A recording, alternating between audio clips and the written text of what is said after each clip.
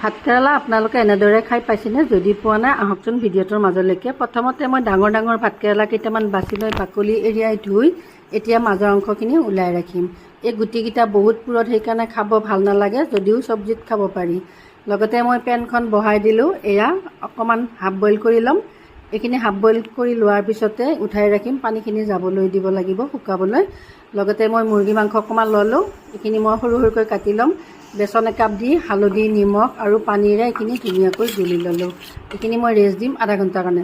এয়া পিঁয়াজ সৰু সৰুকৈ কাটি ল'লোঁ, নহৰুখিনি পিচি ল'লোঁ। লগতে মই এইখিনি কেৰাহীত বহাই দি এয়া ভালদৰে ভাজি থাকিম।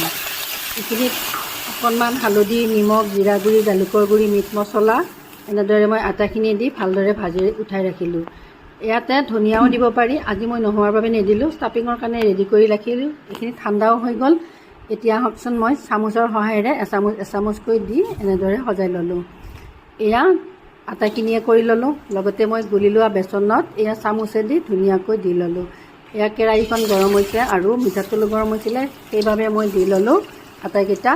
হ'লেও কম কমকৈ ভাজি ৰাখিম। এয়া ওলট পালটকৈ দি ল'লোঁ।